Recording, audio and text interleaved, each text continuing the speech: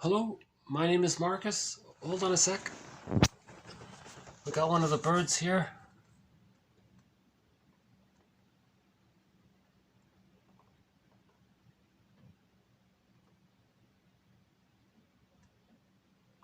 Okay.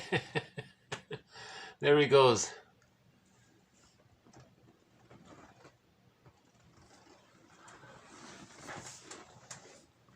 I love how he can swoop and fly with the wind, and beautiful birds, huh? So that's one of the crows here. Apparently the crow, according to one traditional indigenous culture, is the keeper of psychological and spiritual knowledge, which is interesting. They theorized that the crows are a very conscious bird. So they think they know a lot, kind of thing. Interesting projection.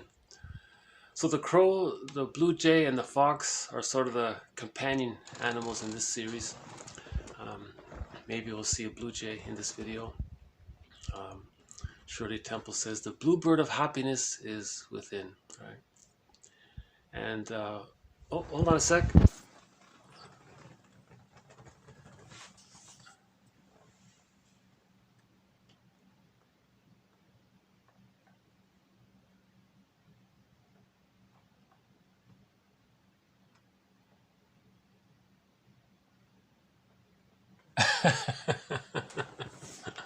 Okay. And the third companion animal to this series is the fox, because in one indigenous tale, the story is that the hunter is advised by the wise old woman to go into the forest to find this wounded fox and to bring it home and nurse it back to health. And when he does that, the illness that was in his family is cured. So the wounded fox was a metaphor of the family's wounded soul, kind of thing. So you look within. You see, the forest is a metaphor for the unconscious. So you look in the unconscious, right? And you find the wounded feeling self, and you bring it into consciousness and nurture it, and healing takes place that way. Okay, hello again. My name is Marcus. I'm the compiler of a collection of therapy quotes entitled Psychoanalytic Self-Awareness Quotes. This is TQ 757 to 767. Therapy quote number 757, a self-help exercise. In adulthood, the person who was excessively, fill in the blank, ED, in childhood continues the pattern by, doing this, ing, himself. His self, this thing meant, gives him an at-home feeling. So for example, in adulthood, the person who was excessively betrayed in childhood continues the pattern by betraying himself. His self-betrayal gives him an at-home feeling.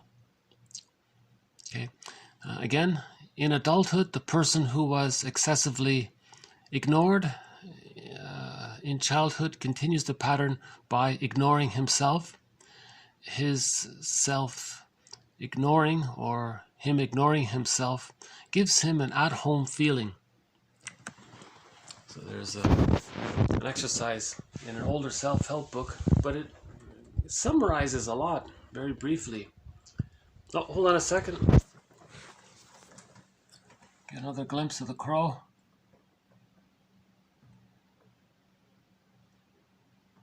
It's hard to tell them apart. I'm not sure if that's the same one, but this one's very... Well, there are the babies up on the wires. Okay. No? Okay. Okay, maybe I'll come back. If we're lucky, we'll get the babies on the table. They're very cute. So it can work for almost any adjective, In adult, here he is.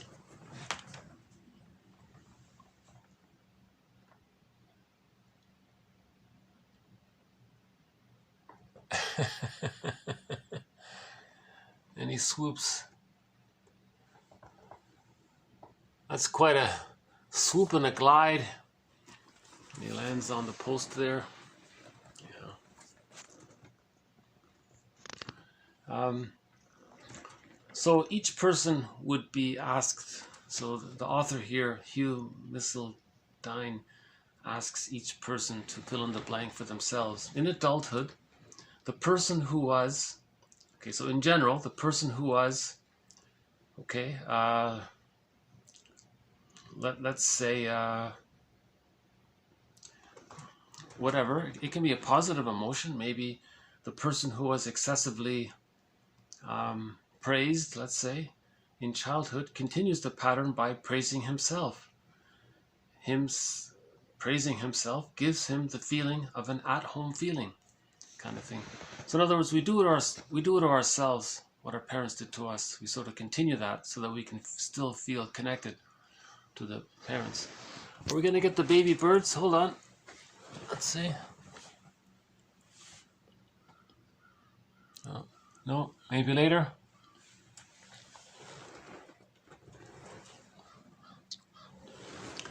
That's a good self-help book, by the way. It's called Inner Child of the Past.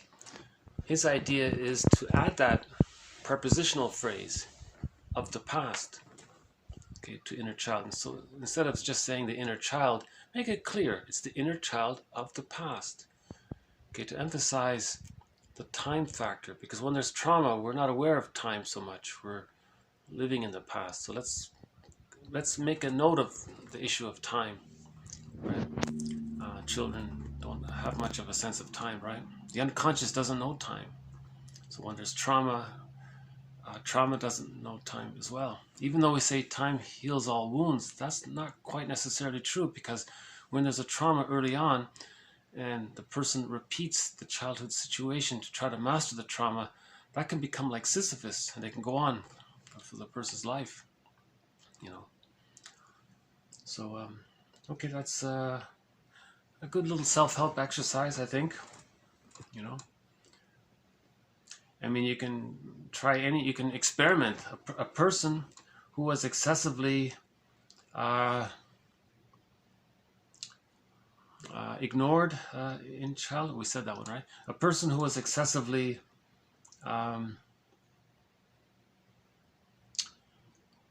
maybe, let's say, what else is there? Dismissed, ignored, betrayed. What other hurtful things do parents do to their children?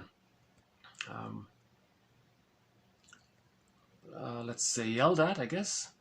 The person who was excessively yelled at, or let's say criticized. The person who was excessively criticized or judged, let's say, the person who was excessively judged and criticized in childhood continues the pattern by criticizing and judging himself. Him doing this, okay, in the present, gives him the feeling, gives him an at-home feeling. See, because there's an over-attachment to the rejecting image of the parents. So you do to yourself, and then that preserves your loyalty to the rejecting image of the parents. Because the more rejecting the parents are, the more the baby needs the parents. That means the more the baby is compelled to bond to the parent. So there's a strong bond there. The child doesn't have enough love to separate. The child needs enough love to differentiate and separate from the parents. If he doesn't get that, he's still bonded. Now, how does he preserve the bond? He does to himself what his parents did to him to keep that connection. Or he identifies with the aggressor and then does to others what the parents did to him. You see, so he's still preserving that bond there. The video just made earlier today, TQ 756, talked about this, and earlier videos as well. The child needs enough love to separate out of the symbiotic orbit during the first 6 months. So in the beginning after birth, the child and the mother are fused. If he gets enough love, he feels safe enough to differentiate, and then he knows himself. Right? If he doesn't get that enough love, he's still fused there, and he can't differentiate. It's too painful to differentiate. So how does he? So out of the fear of differentiation, because he never got enough love, he stays bonded or loyal to the rejecting voices from his parents by either doing it to himself or doing it to others. So he preserves the bond that way. An older self-help, it's just a pocket book called Inner Child of the Past from the 60s. It's a good little book. The TQ 758. R.D. Laing considered that a central part of the therapist's job was, quote, not to allow himself to collude with the clients in adopting a position in their fantasy system, and alternatively not to use the clients to embody any fantasy of their own, unquote. In other words, to resist role suction. So there's an entry in Wikipedia about role suction. In a family system, people are compelled to take on certain roles. Here he's saying the therapist shouldn't take on the role of a parent, right? Even though the client wants to recreate that childhood scenario with the therapist should interpret it, not collude and play the role. You can't master that trauma by replaying it like that. It's impossible. He has to interpret it so the person understands it and can mourn it. Either we repeat and don't remember, or we talk and remember. Right, that's his main idea there. TQ 759. It is the essence of empathy that something which is not directly inherent in one's own experience and history can also be understood. To perceive for himself what he might have felt and done in the client's place. So just imagine what you would do if you were in their shoes. It's an ancient proverb, right, about empathy. And his point here is, it's easier if you've been down the path that they're now on. But even if you weren't down that path, you can kind of imagine it, kind of thing. Okay, 760. One of the most clearly identifiable aspects of shame in families is emotional eating. It becomes a central organizing principle for the system, maintaining the system as well as its shame. When we address emotional eating in a family, we open the door to the family's shame. When families face their use of food as an over-the-counter tranquilizer, they meet the opportunities for fundamental growth and change in the system. They find the potential of the gift of intimacy, but also their fear of it. Okay, so to deal with anxiety, we may numb out using food. Okay, go into a food trance or something. So why are members of a family engaging in this? Maybe it's too painful to deal with something. No one wants to talk about it. Well, here he's saying, well, let's talk about it, and you can become closer, So just a little awareness there about the link between emotional eating and how that becomes an aspect of a dysfunctional family. To heal the family, why not talk about the emotional eating, why it's there? It'll bring up material and the family can become closer. Right? So a good book about this is by Roger Gould, called Shrink Yourself, Emotional Eating on the Couch. And all of the books pretty much by Miriam Woodman. Her most famous book is called Addiction to Perfection. And her first book as well is good, called The Owl is a Baker's Daughter. So those two in particular talk about emotional eating. Her approach to healing her clients was to talk about their eating issues. And that brought up the material of why they were using food to numb their emotions. Right? Roger Gould calls it a food trance, and he says that food is an over-the-counter tranquilizer, right? Because it just numbs you out, takes you into that. he talks about the difference between actual hunger, physical hunger, and emotional hunger. Physical hunger, it comes on slowly and it's gradual, but emotional hunger, it's more impulsive. There's more of this immediate compulsive quality to it, right? And sometimes you don't even realize you ate half of the bag of chips. You were in a trance. You didn't even realize you were eating it while you were eating it, that kind of thing. So you just okay. So a little bit about family systems therapy. How if we he says it's the organizing principle for the system, maintaining the system as well as its shame. So it maintains the system, it maintains the dysfunctional system in the family, but it also maintains the shame of why the emotional eating is being used. Right. TQ 761. Fusion has taken place between self and object images.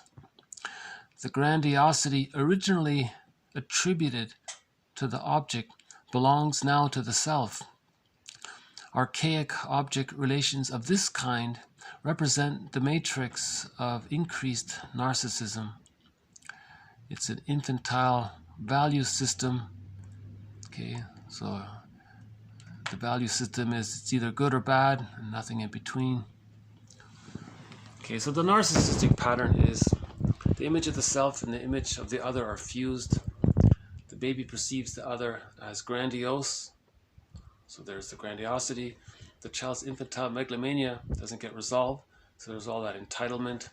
So from that position, things are either very useful or devalued.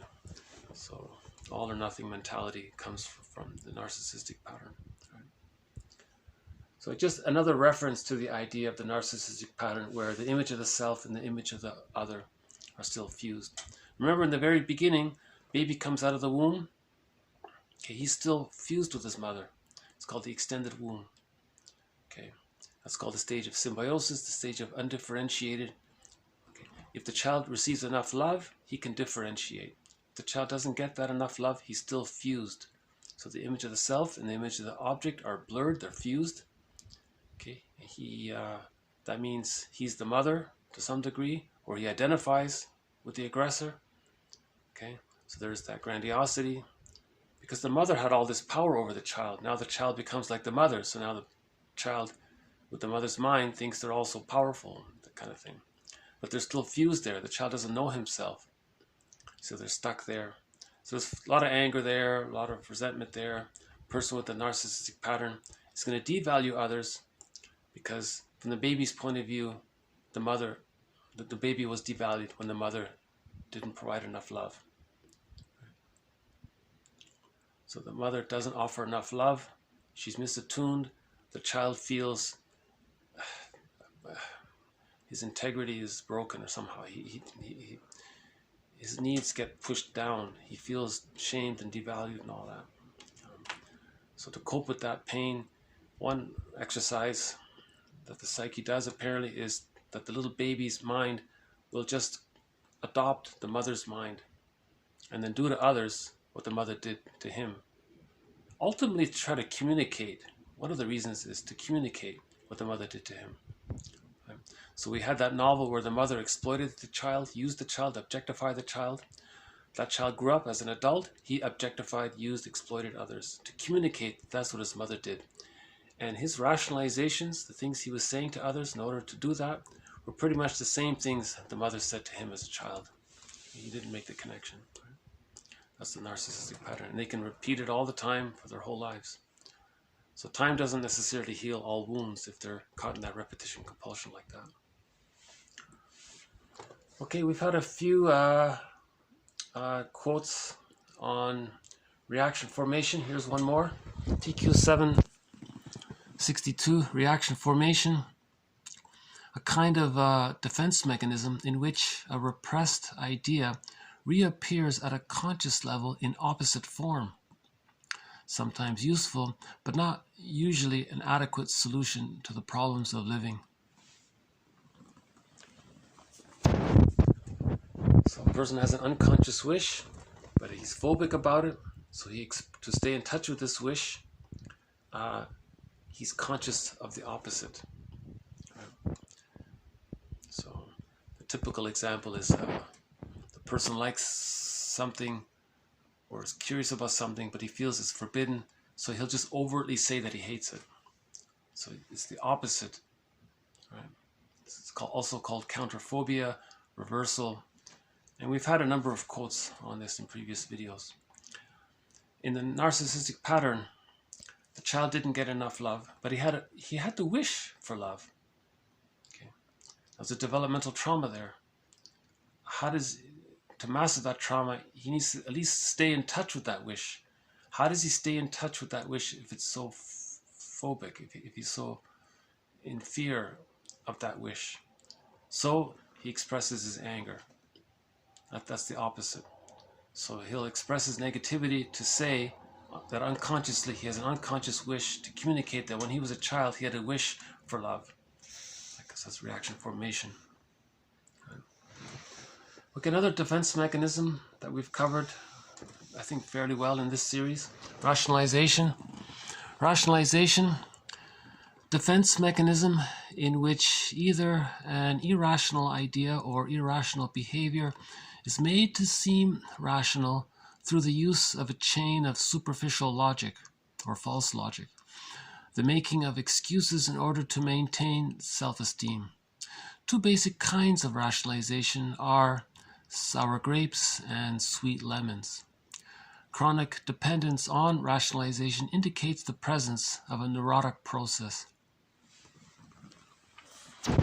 So back to the person with the narcissistic pattern. He's filled with anger for not getting enough love.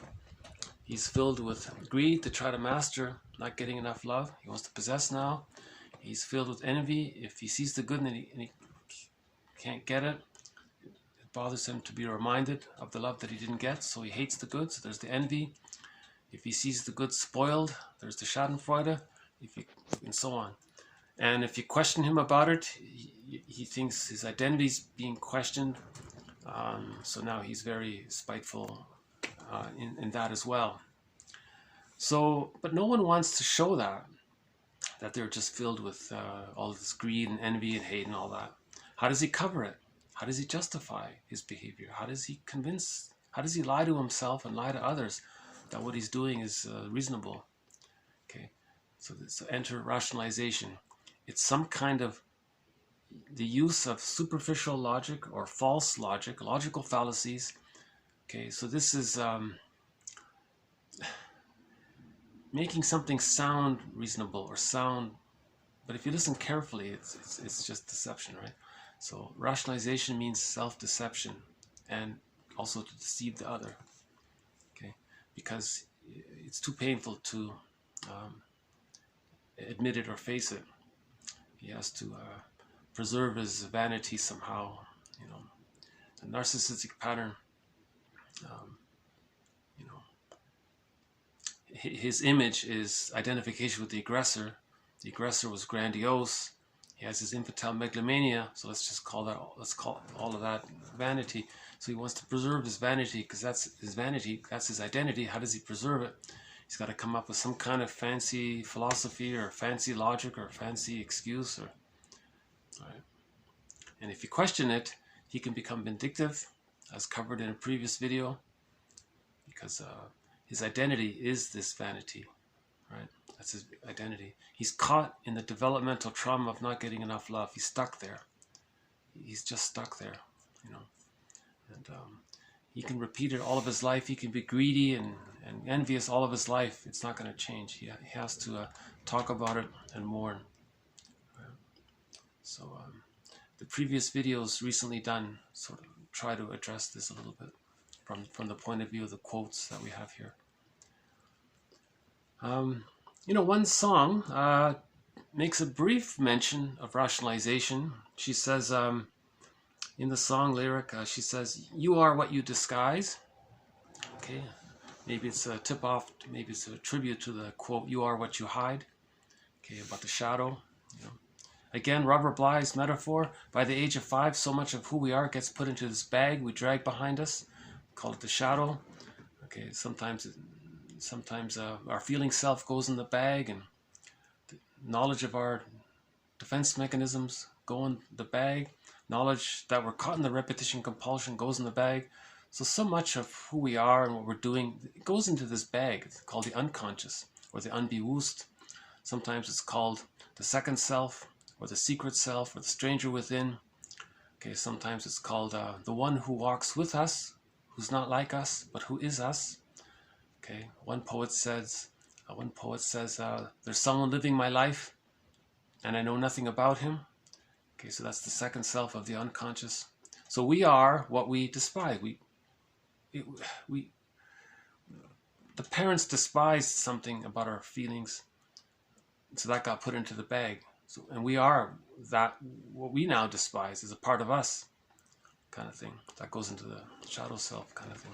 In literature, it's called the motif of the double. I'm not sure about this dream body metaphor. I don't really fully get that. But the idea of it would be that it holds a lot of energy. So the parts of ourselves that we disown, put in the unconscious, because this bag is just a metaphor, by the way. Of course, it's inside. In fairy tales and myths describe what's in the bag, but the bag is inside. Right? Fairy tales and myths are true on the inside. They're trying to describe what's in our unconscious. Right? So in the song lyric, she says, "You are what you disguise." Okay, so that's part of you. Part of you is in your unconscious. Blame is only a compromise, she says. It's painful to admit something, so you may want to project, blame someone else. That's a rationalization. Right? So I don't think it fits in the song. Blame is only a rationalization. So I think they just said blame is only a compromise. I'll just play a brief clip of it.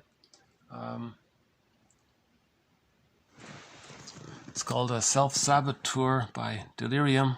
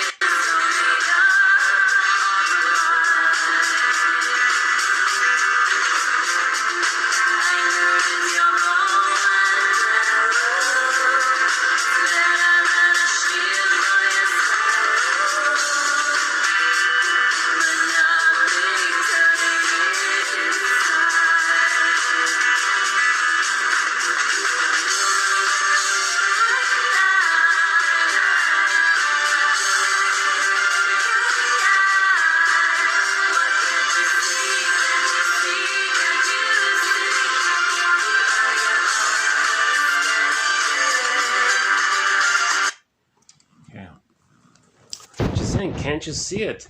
Others aren't criticizing you or blaming you. You're doing it to yourself. She's saying a lot of things that we think others are doing to us. Really, we're doing it to ourselves. But it's painful to admit, so we just project it outward and blame others. Right? So the rejecting image of the mother's in the bag. And sometimes to get in touch, because we want to own the parts of ourselves that we disown. So how do we see what's in the bag? One way is to project it. So usually we find some non-threatening substitute other, and then we project, or we just imagine, it's a secondary delusion, we say that other person is just like the rejecting image of the mother. So they'll say that person is all bad, he's wrong and all this. But the purpose of that that's called a mirror defense. The purpose of projection is for the person to see what he's disowned in himself. We are what we despise, right? So we are what we don't like. We project what we don't like onto others and say it's theirs so that we can keep it denied. But that's why we're doing it, so that we can see what we're denying. Right? So that's why she says here, you are your own worst critic, like this, right? Kind of thing. Okay. Three more quotes here. TQ 765. Melancholia, a pathological reaction to loss, characterized by persistent self-reproaches and inability to come to terms with the ambivalence toward the lost object and an unconscious identification with the hated aspects of that object. That summarizes a lot. That's a great quote. So remember, in the beginning, the child and the mother are fused. Okay. If the child receives enough love, he can differentiate. With differentiation, okay, he has enough of, he's separate from the other psychologically. Now he has the ability to mourn in the future. That's the foundation for it there. If he doesn't separate from the mother, how does he mourn losses? Because the prototype is, how does he lose his mother? How does he mourn the loss of his mother or acknowledge that if he's her? It's like he's losing himself. See, he can't do it. There's complicated grief, or we simply say melancholia, right? So, and an inability to come to terms with the ambivalence toward the lost object. How does a person admit that? How does a person admit that when they were a child, the mother rejected them when they were a baby so much, more so than accepted? So if the frustrating memories of the mother outweigh the satisfying memories, they're still blurred there. The loving memories have to outweigh this frustrating memories for differentiation to take place. If differentiation takes place, we see that love and gratitude have entered the psychological picture. Okay, and that means the person is getting the key out from under mother's pillow. His emotional investment is more so moving toward himself. Okay, and then by the age of 3, if this continues, he has enough experiences, and all of these experiences condense to form a part of his psychic structure. This psychic structure we call the holding interject, or the internalized good object, which leads to ontological security, feelings of basic trust. Now more of his life force can connect to himself. We can say that's the psychological birth. And that leads to access to the real self, as mentioned in the video made earlier today. TQ 756 talked about the real self. So in other words, a secure attachment's needed to be able to mourn losses later on. If a person doesn't get a secure attachment, they're not able to mourn losses. Okay, because they're still too overly bonded in their minds to the rejecting parent, right? Or they're identified with the rejecting parent. So that's the point there about melancholia.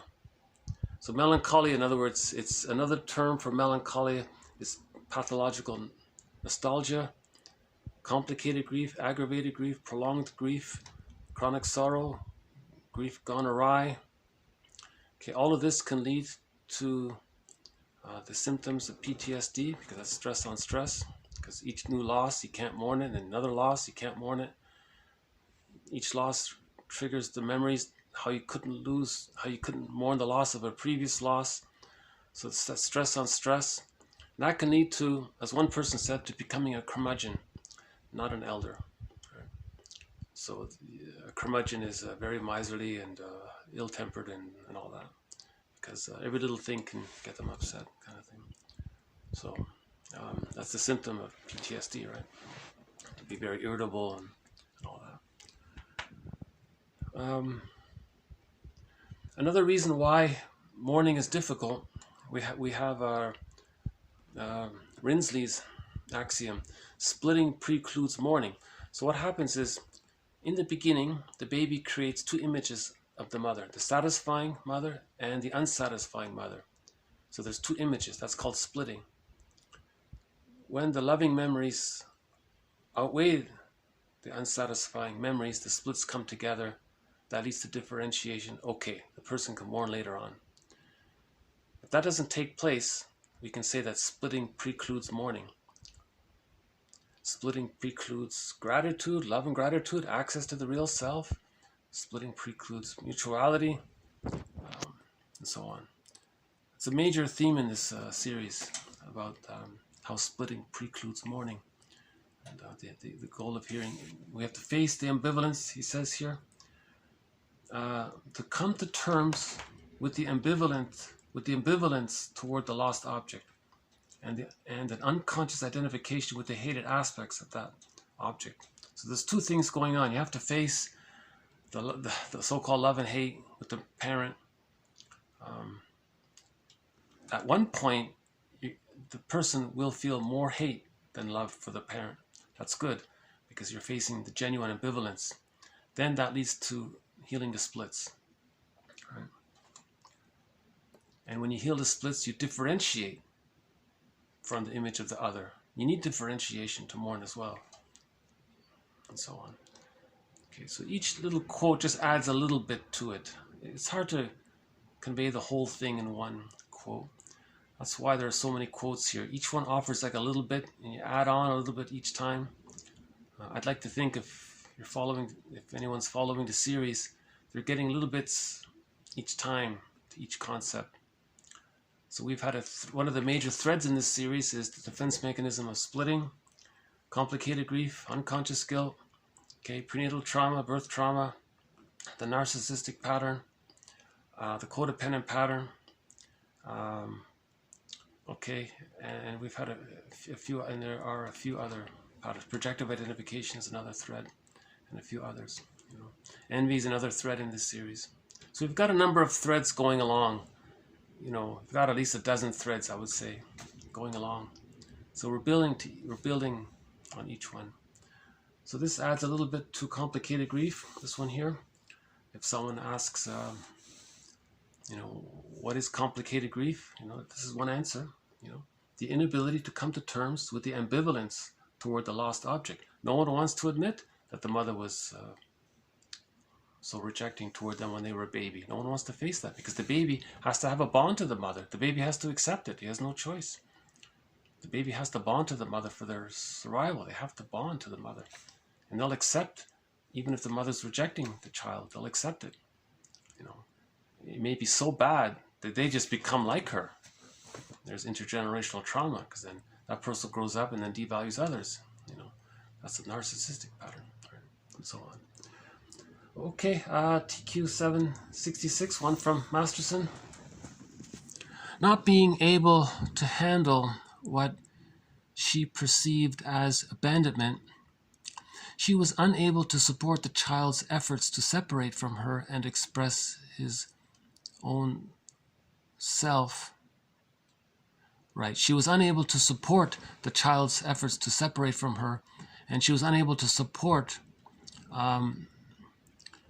him expressing himself through play and exploration of the world.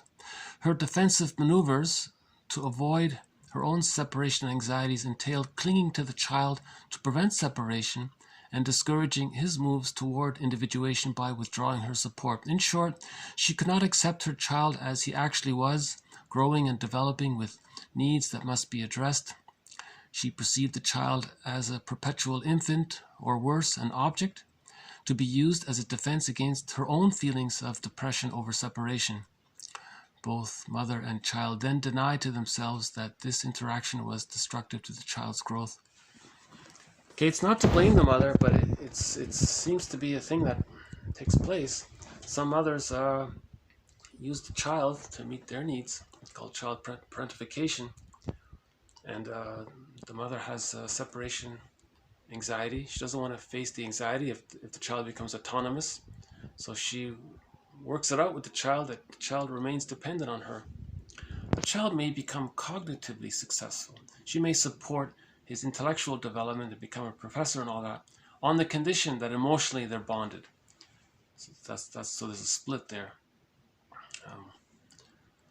So the main idea here is that some mothers have unconscious fears of abandonment anxiety, separation anxiety. So if they have a child and they're connected to the child, if the child becomes autonomous, that triggers her abandonment anxiety. So she doesn't want to face that. So she makes the child dependent on her emotionally. So that's called the Costa style of mothering. Right. So that can lead to arrested development, and the person doesn't achieve the psychological birth. So the last video covered this as well. Okay, we'll do one more. TQ 767, separation individuation refers to a process within an individual of increasing capacity to identify their own thoughts, feelings, interests, to articulate inner experience, and engage in realistic relationships for purposes of intimacy rather than defense. Okay, so a good follow-up to this quote is the video just made, TQ 756. Okay, so an elaboration of this quote, TQ 67, is TQ 56, about the separation individuation process. Okay, refers to a process within a person of increasing capacity to identify their own thoughts, feelings, and interests, to articulate inner experience, they know what they're feeling, and engage in mutual relationships for intimacy, not for defense. Some relationships are just for defense. A person doesn't want to feel alone, so they'll accept an unsatisfying relationship, figuring that it's worse to, that kind of thing. They don't want to be alone.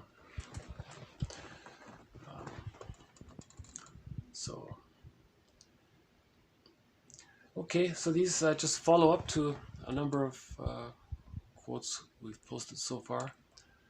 Okay, so we've got the self-help exercise here, and the advice for therapists to interpret and be neutral and not take sides with the projections. Okay, the phrase there, role section, right?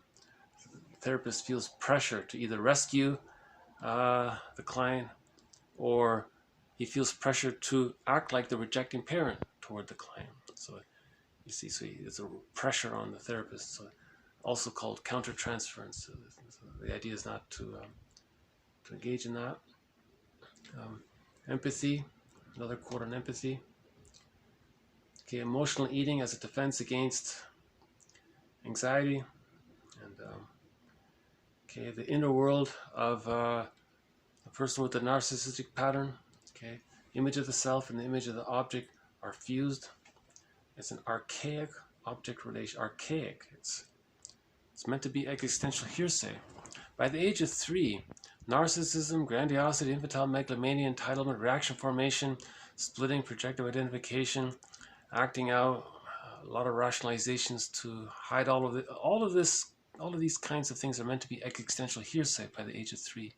These are just temporary devices the child uses to survive his childhood because of his small size and how dependent he is on his mother and the size of the mother. So there's more anxiety there because of the size differential, okay, and the power differential, let's say. So the child needs all of these defensive maneuvers, but it's just temporary until he gets to the age of 3. If he gets enough love, he can differentiate and be himself. If he's traumatized, he's stuck there and he's repeating things and acting out, and he's seeing, he's either devaluing others because his mother devalued him, or he projects the rejecting image of the frustrating mother onto non-threatening substitute others, and then expresses his anger towards his mother through this fantasy projected onto someone else. The defense mechanism of splitting is still there. That precludes mourning. The person doesn't mourn. He may do things in the opposite to express an unconscious wish. That's in the reverse of what he's doing. You see, because there's such a phobia to his original connection, to his original needs. And then, the projective identification, he might coax other people to play a role. He might, in this one here, 58, he might try to get the therapist to play the role of a parent. So he might coax them and, say certain things to trigger him, to get him to be the rejecting mother. As projective identification. Then he can deny that it's within him. So all of these maneuvers are meant to be existential hearsay by the age of 3. If they're still being used so much, they're caught in the developmental trauma. When there's a trauma, the person repeats and repeats. Okay, that's the Sisyphus thing. And we've had before burglar's metaphor. Every neurotic or anybody with an insecure attachment style or developmental trauma carries one of these LP, long-playing vinyl music disc records with him everywhere he goes. And every time he sees a record player, he spins off that one record again. So he's replaying the past in the present. So he's distorting the present. He'll twist the present, misuse the present, alter his perception of the present. Okay, projections distort reality. He's going to change what he sees because he's loyal to that repetition compulsion of the developmental trauma from childhood. He's still there. He's trying to master that, but it can't be done, right? After the age of 5, it can't be done. That's why we're saying it's either pathological repetition or repetition compulsion gone awry. But that's sort of the psyche's intent. It's sort of the positive intent of the psyche of why it's repeating the past in the present, to try to manage the pain of what happened in the past, to try to metabolize it, to symbolize it, to feel it, to experience, you know. So that's why he's trying to recreate situations. So that's why there's confusions, because endless examples can be made of how people distort reality, you know, because they're projecting their childhood issues onto the present scene, you know.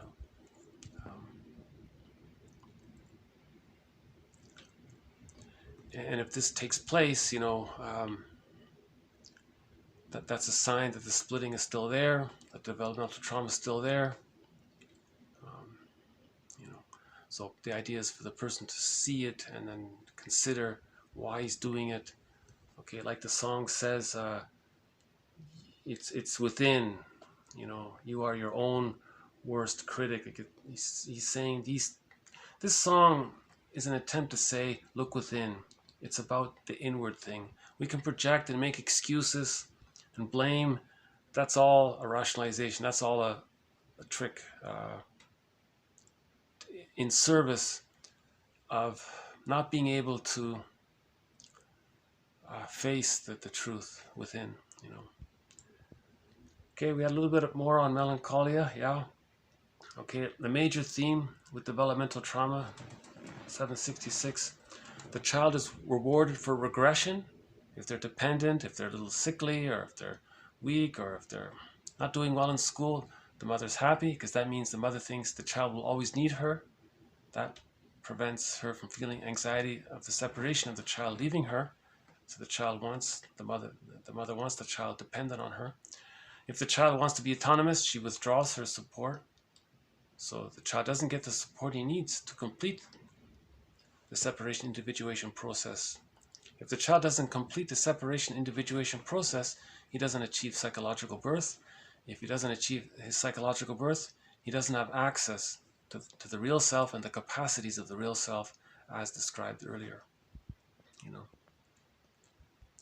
Okay, so we'll just leave it here. No more birds here. No. Maybe we'll just end with a little more from that song, from Delirium. Let's see if we can get it up again.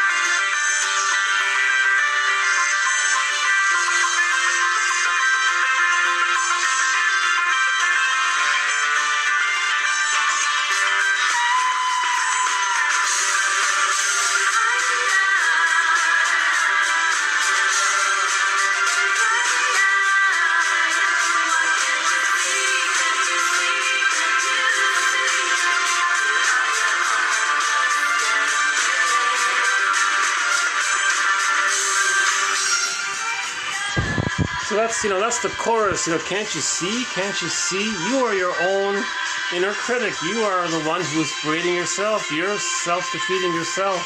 Okay, the song is called Self-Saboteur. It's the part of you that's within, that holds the baby's anger, right?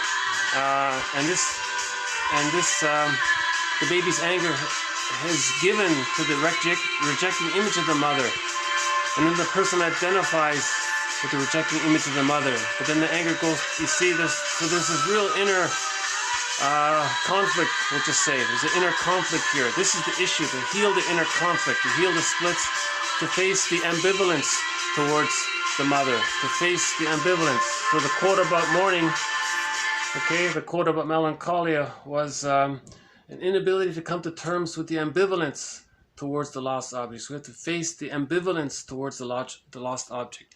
Okay, so that's facing the inner conflict. The inner conflict is the memories of the satisfying mother and the memories of the unsatisfying mother. There's the inner conflict. This is an inner conflict if the unsatisfying memories outweigh the satisfying memories. So there's the inner conflict. There's a huge ambivalence, and we're not aware of this ambivalence, right? So healing is to face this ambivalence, right? So we get to know our parents, and if we look at the Enneagram, if you read all of the unhealthy types of the Enneagram, you'll find your parents. So you want to type your parents, not to label them too much, but it's helpful to some degree. You want to get to know your parents through the Enneagram, and then you realize they had their limitations. Okay, so now you start to forgive your parents. Okay, now what are the consequences of doing that? That's going to bring up the truth of the relationship.